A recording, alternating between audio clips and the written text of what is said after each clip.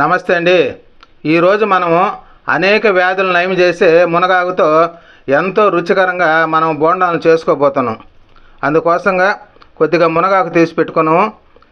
దోసల పిండి, ఆనియన్స్ను కూడా కట్ చేసి పెట్టుకున్నాం. ఇవన్నీ తీసి పెట్టుకుంటే మనం ఈ బోండాలను త్వరగా చేసుకోవచ్చు. ఇప్పుడు మనం తీసి పెట్టుకున్న దోస పిండిలో మనం కట్ చేసి పెట్టుకున్న ఒక కప్పు మునగాకును అందులో వేసుకోవాలి. మనం కట్ చేసి పెట్టుకున్న ఆనియన్స్ను కూడా అందులో వేసుకోవాలి. సన్న ముక్కలుగా కట్ చేసుకున్న పచ్చిమిర్చి, కొంచెం కొత్తిమీర, కొద్దిగా కరివేపాకు, ఇందులో రుచికి సరిపడా సాల్ట్ను కూడా వేసుకోవాలి. వీటన్నిటిని దోసల పిండిలో బాగా కలిసేటట్టుగా కలుపుకోవాలి. వాటర్ అలాంటివి యాడ్ చేయకుండా ఈ విధంగా కలుపుకోవాలి.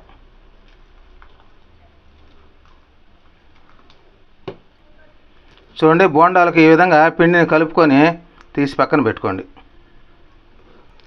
మనం ఇప్పుడు బోండాలు చేసుకోవాలంటే స్టవ్ పైన ఒక పాన్ పెట్టేసి ఆయిల్ని బాగా వేడి చేసుకోవాలి. ఇప్పుడు మనం కలిపి పెట్టుకున్న పిండిని ఈ కాగే నూనెలో మనం ఆ విధంగా బోండాల్లాగా వేసుకోవాలి.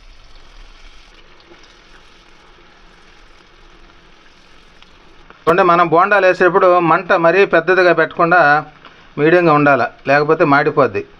చూడండి, ఆ విధంగా తిప్పుకోవాలి మాడిపోకుండా.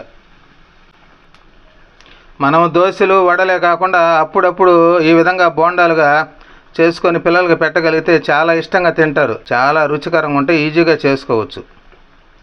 ఈ బోండాలు లావుగా ఉంటాయి కాబట్టి చిన్న మంటపైనే బోండాలు ఉడికించుకోవాలి, లేకపోతే లోపల ఉడకవు. చూడండి, బోండాలు కాలినాయి. వీటిని తీసి ఒక బౌల్లో పెట్టుకోండి.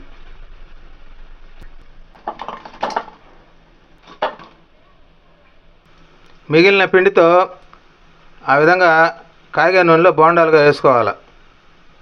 ఇవి చాలా రుచికరంగా ఉంటాయి బోండాలు. ఇందులో వేసున్నటువంటి మునగాకు, ఆనియన్స్ ఇలాంటివన్నీ చాలా టేస్టీగా ఉంటాయి. ప్రతి ఒక్కరు ఈ విధంగా చేసుకోండి, ఈజీగా చేసుకోవచ్చు.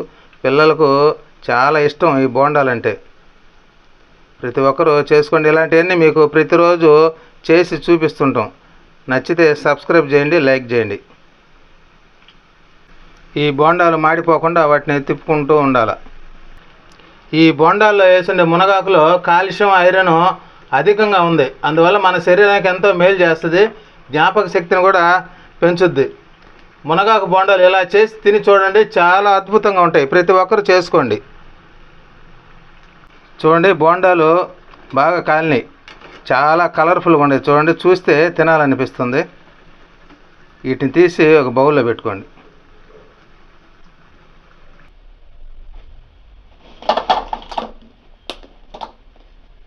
చూడండి, బోండాలు రెడీ అయిపోయినాయి. ఈ విధంగా బియ్య పిండితో బోండాలు చేసుకొని స్నాక్స్గా తినగలిగితే చాలా రుచికరంగా ఉంటాయి. నమస్తే.